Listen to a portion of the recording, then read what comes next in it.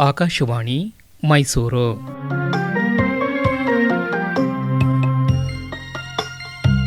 ಕಾದಂಬರಿ ವಿಹಾರ.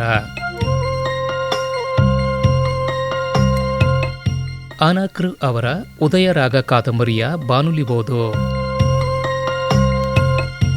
ಪ್ರಸ್ತುತಪಡಿಸುತ್ತಾರೆ ಉಮೇಶ್ ಎಸ್. ಕೇಳಿ, ಅನಕೃ ಅವರ ಉದಯರಾಗ ಕಾದಂಬರಿಯ ಬಾನುಲಿ ಓದಿನ 16ನೇ ಕಂತು. ಬೇಸಿಗೆಯ ರಜೆ ಆರಂಭವಾಯಿತು. ವಿದ್ಯಾರ್ಥಿಗಳು ತಮ್ಮ ತಮ್ಮ ಮನೆಗಳಿಗೆ ಹೊರಡಲು ಅಣಿಯಾದರು. ಅವರಲ್ಲಿ ನೀಲರಂಜನನು ಒಬ್ಬ. ರೈಲು ಹೊರಟು ಬಿಟ್ಟಿತು. ರೈಲು ಕಾಣದಾಗಲೂ ಮಾಣಿ ದೀರ್ಘವಾಗಿ ನಿಟ್ಟುಸಿರುಗರೆದು ಹಿಂತಿರುಗಿದ. ಬೇಸಿಗೆ ರಜೆ ಮುಗಿಯುತ್ತಾ ಬಂತು. ಎಷ್ಟು ಹೊತ್ತಿಗೆ ಮಾಣಿಯನ್ನು ಕಾಣುವೆನೋ ಎಂಬ ಕುತೂಹಲ ನೀಲರಂಜನನನ್ನು ಕೊರೆಯುತ್ತಿತ್ತು. ಅವಸರದಿಂದ ಓಡಿ ತನ್ನ ಕೋಣೆಯನ್ನು ನೋಡಿದ. ಬಾಗಿಲಿಗೆ ಬೀಗ ಹಾಕಿತ್ತು.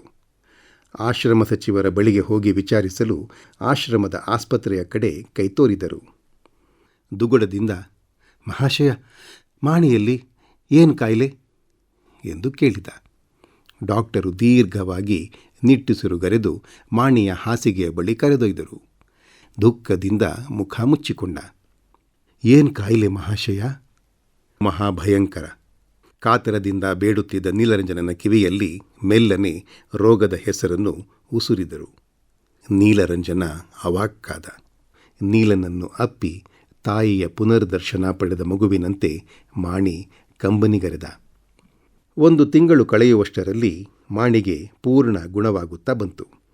ಎದ್ದು ಓಡಿಯಾಡುವಷ್ಟು ದೇಹಕ್ಕೆ ಶಕ್ತಿಯೂ ಕೂಡುತ್ತಾ ಬಂತು.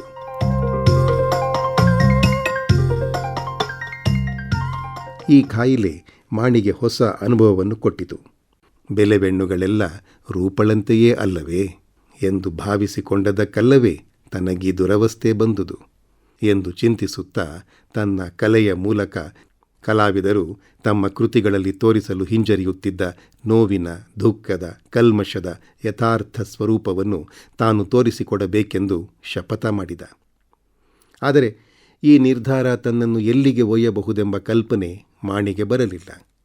ಜೀವನದ 1-2 ಅನುಭವಗಳಿಂದ ಅದರ ಉದ್ದಗಲವನ್ನು ಅಳೆಯ ಹೊರಟಾಗ ಕಣ್ಣಿಗೆ ಬೀಳುವುದು ಯಥಾರ್ಥ ಸ್ವರೂಪವಲ್ಲ, ಅದರ ವಿಪರ್ಯಾಸವೆಂಬ ಜ್ಞಾನ ಆಗ ಮಾಣಿಗೆ ಹೊಳೆಯಲಿಲ್ಲ. ಎಂದಿನಂತೆ ವ್ಯಾಸಂಗ ಸಾಗುತ್ತಾ ಬಂತು. ಮೊದಲಿಗಿಂತಲೂ ಹೆಚ್ಚಿನ ಆಸಕ್ತಿಯನ್ನು ಮಾಣಿ ಕಲಾಭ್ಯಾಸದಲ್ಲಿ ತೋರಿಸುತ್ತಿರುವುದನ್ನು ಕಂಡು ನಂದಲಾಲ ಗುರುಗಳು ತುಂಬ ಸಂತೋಷಭರಿತರಾದರು. ನೀಲರಂಜನಿಗಂತೂ ಗೆಳೆಯನ ಕಲಾ ಪ್ರಗತಿಯನ್ನು ಕಂಡು ಹಿಡಿಸಲಾರದಷ್ಟು ಸಂತೋಷ. ಆದರೆ ಮಾಣಿಯ ಮನಸ್ಸಿನಲ್ಲಾಗುತ್ತಿದ್ದ ಘೋರ ಸಂಗ್ರಾಮ ಇಬ್ಬರ ಕಣ್ಣಿಗೂ ಬೀಳಲಿಲ್ಲ. ತನ್ನ ಅಂತರಂಗದ ವಿಪ್ಲವ ಹೊರಗೆ ಗೊತ್ತಾಗದಿರಲೆಂದು ಮಾಣಿ ಉಗ್ರ ಸಾಧಕ ವೃತ್ತಿಯನ್ನು ಅವಲಂಬಿಸಿರುವುದು ಅವನ ಗಮನಕ್ಕೆ ಬರಲಿಲ್ಲ. ಒಂದು ಕಾಲದಲ್ಲಿ ಸಂಗೀತದಲ್ಲಿ ಉಂಟಾಗಿದ್ದ ಆಸಕ್ತಿಯು ಕಡಿಮೆಯಾಗುತ್ತಾ ಬಂದಿತು. ಕಲ್ಕತ್ತೆಯ ಕಡೆಗೆ ಮನಸ್ಸು ಎಳೆಯುತ್ತಿದ್ದರೂ ಪೂರ್ವಾನುಭವದ ಸ್ಮರಣೆ ಅವನನ್ನು ತೊಡೆಯುತ್ತಿತ್ತು. ಒಂದೊಂದು ಸಲ ಕಲೆಯಲ್ಲಿ ಕಲಿತು ಬರುವುದೇನು? ಚಿತ್ರಕಲೆಯ ಲಕ್ಷಣವನ್ನೂ ತಿಳಿದದ್ದಾಯಿತು. ಸಾಕಷ್ಟು ಕಾಲ ಗುರುಚರಣ ತಲದಲ್ಲಿ ಕುಳಿತು ಕಲಿತದ್ದೂ ಆಯಿತು. ಇನ್ನೂ ಏತಕ್ಕೆ ಸ್ವತಂತ್ರವಾಗಿ ಕಲಾ ವ್ಯವಸಾಯವನ್ನು ಆರಂಭಿಸಬಾರದು ಎಂದು ಮಾಣಿಯ ಮನಸ್ಸಿಗೆ ಬಂದಿತು. ಒಂದು ದಿವಸ ಧೈರ್ಯ ಮಾಡಿ ನಂದಲಾಲರಲ್ಲಿ ಈ ವಿಚಾರವನ್ನು ಪ್ರಸ್ತಾಪಿಸಿದ್ದಕ್ಕೆ ಅವರು ಗುಂಭವಾಗಿ, ಕಲೆಯಲ್ಲಿ ಕಲಿಯುವುದು ಮುಗಿಯುವುದೇ ಇಲ್ಲ ಎಂದು ಉತ್ತರವಿತ್ತುತ್ತಿದ್ದುದು ಅವನಿಗೆ ತಾತ್ಕಾಲಿಕ ಸಮಾಧಾನವನ್ನುಂಟು ಮಾಡಿತ್ತು. ಶಿಷ್ಯನಲ್ಲಿ ಬೆಳೆಯುತ್ತಿದ್ದ ವಿಚಿತ್ರ ಮನಃಪ್ರವೃತ್ತಿ ನಂದಲಾಲ ಗುರುಗಳ ಗಮನಕ್ಕೆ ಬಾರದೆ ಹೋಗಲಿಲ್ಲ. ತಮ್ಮ ಮೇಲ್ಪಂಕ್ತಿಗೆ ವಿರುದ್ಧವಾದ ಮಾರ್ಗವನ್ನು ಮಾಣಿ ಅನುಸರಿಸುತ್ತಿದ್ದುದು, ಪ್ರತಿಯೊಂದು ಸಂದರ್ಭದಲ್ಲಿ ತನ್ನ ಮಾರ್ಗವನ್ನು ಸರಿಯೆಂದು ಸಾರಲು ಎದೆ ತಟ್ಟಿ ನಿಲ್ಲುತ್ತಿದ್ದುದು ಅವರಿಗೆ ಒಂದು ಬಗೆಯ ಆನಂದವನ್ನೇ ಇತ್ತಿದ್ದರೂ ಸಾಧಕ ಸ್ಥಿತಿಯ ಚಿತ್ತೈಕಾಗ್ರತೆಗೆ ಈ ಅಡ್ಡಹಾದಿ ವಿಘ್ನ ತರುತ್ತದೆ ಎಂದು ದೃಢವಾಗಿ ನಂಬಿದ್ದರು. ಪ್ರತಿಯೊಂದು ಕೃತಿಯನ್ನು ಬೇಗ ಬೇಗ ಮುಗಿಸಿ ಹೊಸ ಹೊಸ ಕೃತಿಗಳಿಗೆ ಕೈ ಹಾಕುವ ಚಪಲ ಮಾಣಿಯಲ್ಲಿ ಕಾಣಬರುತ್ತಿದ್ದಿತೇ ವಿನಃ ನೈಪುಣ್ಯ ತೋರಿಸುವ ಕಡೆಗೆ ಅವನ ಲಕ್ಷ್ಯ ಅಷ್ಟಾಗಿ ಹೋಗುತ್ತಿರಲಿಲ್ಲ. ಈಚೆಗಂತೂ ಚಿತ್ರದ ಸ್ಥೂಲಾಭಿಪ್ರಾಯ ಹೇಗಾದರೂ ಸರಿ, ನೋಟಕನಿಗೆ ತಿಳಿದರೆ ಸಾಕು, ಅದರಲ್ಲಿ ಸೂಕ್ಷ್ಮವಾಗಿ ಕಲಾ ಪ್ರತಿಭೆ ಇರದಿದ್ದರೂ ಚಿಂತೆಯಿಲ್ಲ ಎಂಬ ತತ್ವದ ಜನಕನಾಗಿ ಮಾಣಿ ತನ್ನ ಕೃತಿಗಳ ಮೂಲಕ ಅದನ್ನು ಸಹಪಾಠಿಗಳಿಗೆ ಬೋಧಿಸತೊಡಗಿದ. ಒಂದು ದಿನ ಮಧುಕರ ಕಾರ್ಯಾಲಯದಿಂದ ಬಂದ ಪತ್ರ ಮಾಣಿಯನ್ನು ಅಲ್ಲೋಲ ಕಲ್ಲೋಲ ಮಾಡಿಬಿಟ್ಟಿತು. ಮಹಾಶಯ, ಈಚೆಗೆ ತಾವು ಪ್ರಕಟಿಸಿದ ತಮ್ಮ ಅಪ್ಸರೆ ಎಂಬ ನಗ್ನ ಚಿತ್ರ ನಮ್ಮ ಪಾಠಕರ ಗಮನವನ್ನು ವಿಶೇಷವಾಗಿ ಸೆಳೆದಿದೆ. ನಾವು ಪ್ರಕಟಿಸಿದ ಅನೇಕ ಚಿತ್ರಗಳಿಗಿಂತಲೂ ಅದು ಉತ್ತಮವಾಗಿದೆ ಎಂದು ಬಹಳ ಮಂದಿಯ ಅಭಿಪ್ರಾಯ. ತಾವು ದಯೆಯಿಟ್ಟು ಒಪ್ಪಿ ಬಂದು ನಮ್ಮ ಸಂಪಾದಕ ಮಂಡಳಿ ಸೇರಿ ಚಿತ್ರ ಶಾಖೆಯ ವ್ಯವಸ್ಥಾಪಕರಾದರೆ ಬಹಳ ಸಂತೋಷಿಸುತ್ತೇವೆ.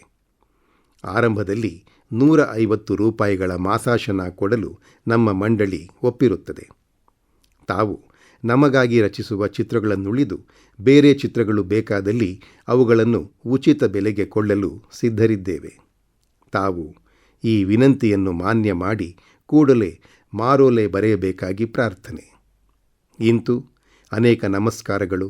ಸುರೇಶ್ ಬಾಬು. ಇಂತಹ ಅವಕಾಶ ಬಿಟ್ಟರೆ ಮುಂದೆ ಪಶ್ಚಾತ್ತಾಪ ಪಡಬೇಕಾಗುವುದೇನೋ ಎಂಬ ಚಿಂತೆ. ಆದರೆ 5 ವರ್ಷ ವ್ಯಾಸಂಗ ಮಾಡುತ್ತೇನೆಂದು ಗುರುದೇವನಿಗೆ ಕೊಟ್ಟ ಮಾತು ಈಗ ವಚನಭ್ರಷ್ಟವಾಗುವುದೇ ಎಂಬ ಕೊರಗು. ನೀಲರಂಜನನ ಸಲಹೆ ಕೇಳಿ ಆನಂತರ ಗುರುದೇವನಲ್ಲಿ ವಿಷಯ ಪ್ರಸ್ತಾಪಿಸುವುದೆಂದು ನಿರ್ಧರಿಸಿದ. ಪತ್ರವನ್ನು ಆಗ ತಾನೇ ಕೋಣೆಗೆ ಬಂದ ನೀಲನ ಕೈಗೆ ಅದು ಇದು ಮಾತನಾಡುತ್ತಾ ಮೆಲ್ಲನಿತ್ತ. ನೀಲ ಓದಿಕೊಂಡು ಮರು ಮಾತನಾಡದೆ ಮಾಣಿಗೆ ಹಿಂದಕ್ಕಿತ್ತು ಸುಮ್ಮನಿದ್ದ. ಏನು ಹೇಳ್ತಿ ನೀಲ? ಸುರೇಶ್ ಬಾಬುವಿಗೆ ಏನೆಂದು ಉತ್ತರ ಬರೆಯಲಿ? ನಿನಗೆ ಹೇಗೆ ಸೂಕ್ತವೋ ಹಾಗೆ ಬರೆ. ನನಗೆ ಸೂಕ್ತ ತೋರಿದಂತೆ ಬರೆಯಲು ನಿನ್ನ ಸಲಹೆ ಕೇಳಬೇಕಾಗಿತ್ತೇನು? ಇದಕ್ಕೆ ನೀನೇನು ಹೇಳುವೆ? ಗುರುಗಳನ್ನೊಮ್ಮೆ ಕೇಳಿಬಿಡು, ಆನಂತರ ಬೇಕಾದರೆ ಮಾತನಾಡೋಣ. ಹಾಗೆಯೇ ಆಗಲಿ, ನಡೆ ಎಂದಿಬ್ಬರು ನಂದಲಾರರ ಮನೆ ಕಡೆ ಹೊರಟರು. ಮನೆಯ ಕೈಸಾಲೆಯಲ್ಲಿ ಪ್ರಭಾಸಿ ಪತ್ರಿಕೆಯನ್ನೋದುತ್ತಾ ಕುಳಿತಿದ್ದ ನಂದಲಾರರು ಆದರದಿಂದ ಗೆಳೆಯರಿಬ್ಬರನ್ನು ಬರಮಾಡಿಕೊಂಡು ಚಹಾ ತರಿಸಿಕೊಟ್ಟು ಬಂದ ವಿಷಯವೇನೆಂದು ವಿಚಾರಿಸಿದರು. ನೀಲರಂಜನ ಮಾಣಿಯಿಂದ ಕಾಗದವನ್ನು ತೆಗೆದುಕೊಂಡು ಗುರುಗಳ ಕೈಗಿತ್ತ. ಗುರುಗಳು ಅದನ್ನು ಓದುತ್ತಾ ಮುಖದಲ್ಲಿ ತೇಲುತ್ತಿದ್ದ ಭಾವಗಳನ್ನು ತೋರಗೊಡದಿರಲೆತ್ನಿಸುತ್ತಾ ಮಾಣಿಯ ಕೈಗೆ ಕಾಗದವನ್ನಿತ್ತರು. ಮಾಣಿಗೆ ಯೋಚನೆಗಾರಂಭವಾಯಿತು. ಮುಂದಕ್ಕೆ ಮೌನವ್ರತದಿಂದ ಸುಖವಿಲ್ಲವೆಂದು ಗ್ರಹಿಸಿ, ಏನು ಮಾಡಲಿ ಮಹಾಶಯ? ನಾನೇನು ಹೇಳಪ್ಪ? ಜಗನ್ಮಾತೆ ಹೇಗೆ ಬುದ್ಧಿ ಕೊಡುತ್ತಾಳೋ ಹಾಗೆ ಮಾಡು. ನಿನ್ನ ಅಭ್ಯುದಯ ನನಗೆ ಮುಖ್ಯ. 5 ವರ್ಷಗಳು ಕಲಿಯಬೇಕೆಂದು ಹಿಂದೆ ಅಪ್ಪಣೆಯಾಗಿತ್ತು. ನೀ ಹೋಗಬೇಕೆಂದು ನಿರ್ಧರಿಸುವಲ್ಲಿ ಆ ವಚನದಿಂದ ನಿನ್ನನ್ನು ವಿಮುಕ್ತನನ್ನಾಗಿಸುತ್ತೇನೆ. ಯೋಗಕ್ಕೆ ಹೇಗೋ ಹಾಗೆ ಕಲೆಗೂ ಭಯಂಕರ ಉಪಾಸನೆ ಬೇಕು, ಚಿತ್ತಶುದ್ಧಿ ಬೇಕು. ಇಂತಹ ಆಸೆಗೆ ಮನಸ್ಸುಗೊಟ್ಟು ಇಲ್ಲಿ ಬಲವಂತಕ್ಕೆ ನಿಂತು ತ್ರಿಶಂಕು ಸ್ವರ್ಗವಾಸಿಯಾಗುವುದಕ್ಕಿಂತಲೂ ಕಲ್ಕತ್ತೆಗೆ ಹೋಗುವುದೇ ಲೇಸು. ನೋಡು, ಕೀರ್ತಿ, ಕನಕ, ಸುಖ, ಸಂತೋಷಗಳನ್ನೊದಗಿಸುವ ಕಲೆಗೂ ವಿರಾಗದಲ್ಲಿ ಬೆಳೆದು ನೋವಿನ ಉಡುಗೊರೆಯನ್ನು ನೀಡುವ ಕಲೆಗೂ ಬಹಳ ವ್ಯತ್ಯಾಸವಿದೆ. ಇದರಲ್ಲಿ ದೈಹಿಕ ಸುಖವಿಲ್ಲ, ಕೀರ್ತಿ ಇಲ್ಲ, ಆದರೆ ಮನಸ್ಸಿಗೊಂದು ತೆರನ ಅವರ್ಣನೀಯ ಆನಂದ ಉಂಟಾಗುತ್ತದೆ. ಹಣದ ಸ್ವಾಮ್ಯಕ್ಕೆ ನಿಲುಕದ ಆನಂದ ನಿನ್ನದಾಗುತ್ತದೆ. ಇವೆರಡರ ಮಧ್ಯೆ ನೀನು ಒಂದನ್ನು ಆಯ್ದುಕೊಳ್ಳಬೇಕು. ಯೋಚಿಸು, ದುಡುಕಬೇಡ. ನಿನ್ನ ಜೀವನದ ಪರೀಕ್ಷಾ ಸಮಯವಿದು. ನಿನ್ನ ಮುಂದಿನ ಜೀವನಕ್ಕೆ ತಕ್ಕ ಆಸ್ತಿ ಭಾರ ಹಾಕುವ ಸನ್ನಿವೇಶ ಒದಗಿದೆ. ಯೋಚಿಸಿ ನಿರ್ಧರಿಸು. ನಾನು ಎಲ್ಲೇ ಇರಲಿ ಮಹಾಶಯ, ನಿಮ್ಮ ಕೃಪೆಯನ್ನು ಮರೆಯಲಾರೆ. ಅದನ್ನು ಹೇಳಬೇಕೇ ಮಾಣಿ. ನನಗೆ ಗೊತ್ತುಂಟು, ನನ್ನ ಶಿಷ್ಯರೇ ನನ್ನ ಆತ್ಮ. ನೀನು ಎಲ್ಲೇ ಇದ್ದರೂ ನಂದಲಾಲ ನಿನ್ನ ಆತ್ಮೀಯನೆಂಬುದನ್ನು ಮರೆಯದಿರು.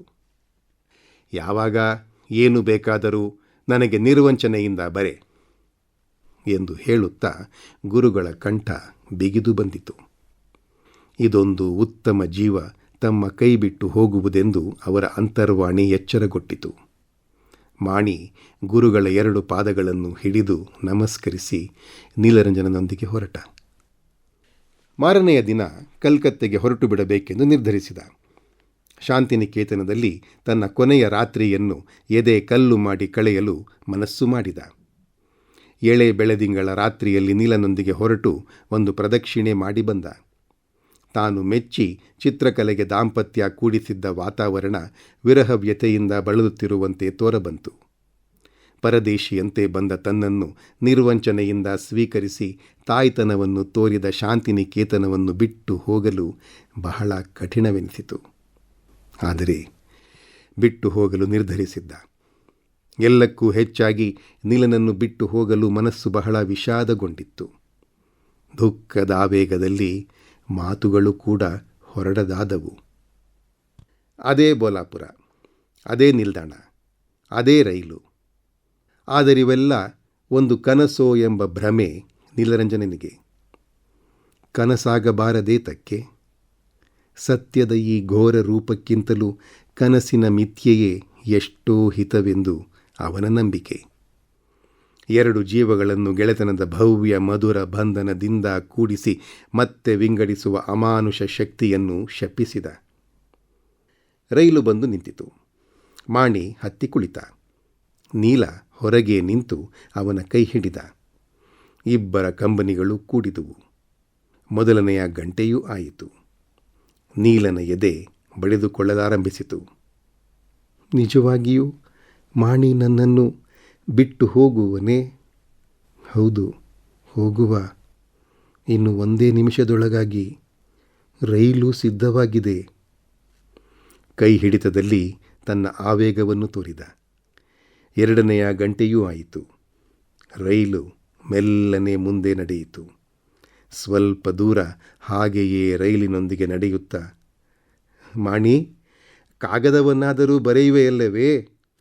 ಖಂಡಿತವಾಗಿಯೂ ನೀಲಾ, ನೀಲಾ, ನೀಲಾ ಎಂದು ಅವನ ಮುಖ ನೇವರಿಸಿ ನೀಲನ ಕೈಬಿಟ್ಟ.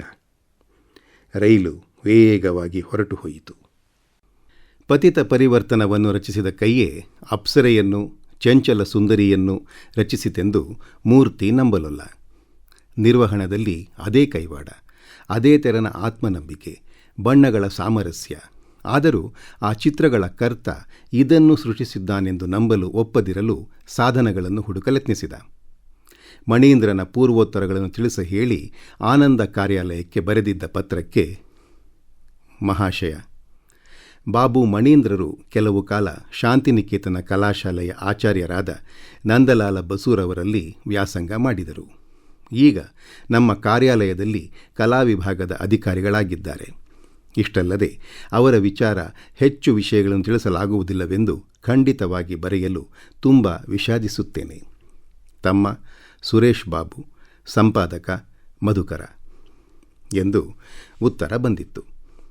ಇತ್ತೀಚೆಗೆ ಮಧುಕರದಲ್ಲಿಯೂ ಮತ್ತೆ ಕೆಲವು ಬಂಗಾಳಿ ಪತ್ರಿಕೆಗಳಲ್ಲಿಯೂ ಪ್ರಕಟವಾಗುತ್ತಿದ್ದ ಮಣೀಂದ್ರನ ಚಿತ್ರಗಳು ವಾಚಕರ ಗಮನವನ್ನು ವಿಶೇಷ ಸೆಳೆದಿದ್ದರೂ ಮೂರ್ತಿ ಮಾತ್ರ ಅವುಗಳ ಬಗ್ಗೆ ಒಂದೇ ಬಗೆಯ ಅಸಹನೆ ತೋರುತ್ತಾ ಬಂದಿದ್ದ. ಮಣೀಂದ್ರನ ಚಿತ್ರಗಳಿಗೆ ಇನ್ನು ಆನಂದದಲ್ಲಿ ಖಂಡಿತವಾಗಿಯೂ ಎಡೆ ಕೊಡಬಾರದೆಂದು ಹಠ ಹಿಡಿದಿದ್ದ. ಆದರೆ ಮುಕುಂದರಾಯರು ಅವನ ಆಸೆಯನ್ನು ಈಡೇರಿಸುವಂತಿರಲಿಲ್ಲ. ಮಣೀಂದ್ರರ ನಗ್ನ ಮತ್ತು ಅರ್ಧನಗ್ನ ಚಿತ್ರಗಳಿಗಾಗಿಯೇ ಎಷ್ಟೋ ಮಂದಿ ಆ ಪತ್ರಿಕೆಯನ್ನು ಪ್ರೋತ್ಸಾಹಿಸುತ್ತಿದ್ದರು. ಕುಂಟುತ್ತಾ ಎಡವುತ್ತಲೇ ಬಂದಿದ್ದ ಪತ್ರಿಕೆಯ ಅಸ್ತಿತ್ವ ಸ್ಥಿರವಾಗುವ ವೇಳೆಗೆ ಯಾವುದೋ ಆದರ್ಶದ ದೃಷ್ಟಿಯಿಂದ ಅದನ್ನು ಅಲಗಿಸುವುದು ರಾಯರಿಗೆ ಒಪ್ಪದಾಯಿತು. ಇದರ ಜೊತೆಗೆ ಮೂರ್ತಿಯೊಂದಿಗೆ ಕಣ್ಣಲ್ಲಿ ಕಣ್ಣಿಟ್ಟು ಮಣೀಂದ್ರನ ಚಿತ್ರಗಳನ್ನು ಅವರು ಒಪ್ಪದಾದರು.